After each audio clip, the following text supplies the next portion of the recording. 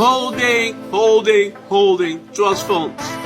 We praten nu over trust funds en holding. Jongens, kijk naar deze video. Dit is wat ik al maanden probeer jullie te zeggen.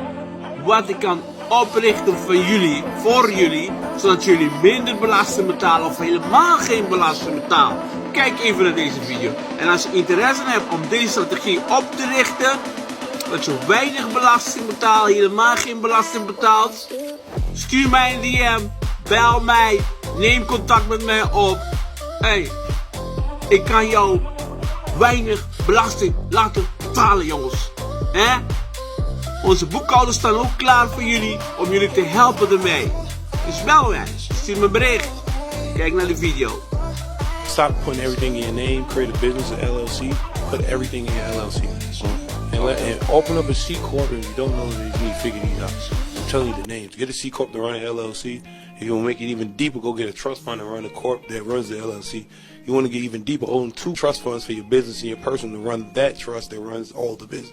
It can get deep, my guy. Absolutely. And Donald Trump actually showed me that method. That's how he didn't pay tax. So this is my business trust, and then I have another trust, which is my family trust here. And this family trust basically does everything, okay? The business trust is a member of my LLC, where I'm a member. This is me, Brandon. I'm a 5% member in my LLC, whereas my business trust owns 95% of the LLC. So why do I set it up that way? Well, because my business is profitable, right? Me, Brandon Clark, the person, is responsible for 5% of the taxes that this business makes as an individual person, whereas the business is 95% responsible for those taxes. So if we put numbers to it, if I had $100,000 of income that would be taxed, then I would be responsible for $5 grand, and I would have to pay taxes on that, whereas the trust would have to pay taxes on $95,000. I'm responsible, right? And so my CPA is looking at this right now and say, man, why would you have a structure inside of a trust? Because trusts pay higher taxes than everybody. Trusts pay about 37% taxes, right? And so that's where the strategy comes in, because what you could do from this point is you could actually transfer or donate the full $95,000 to the beneficiary of this trust. Right, so there's 3 entities to a trust, right? You have the grantor, or the creator. That's the person who creates the trust. Then you have your trustee. This is the person who has all the power.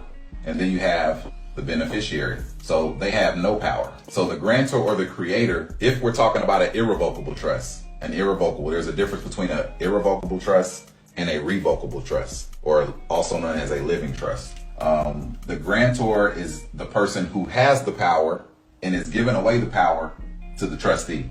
And so why would anybody do that? I don't even want to go into all the details, but there's a lot of reasons. Plus, this is recorded.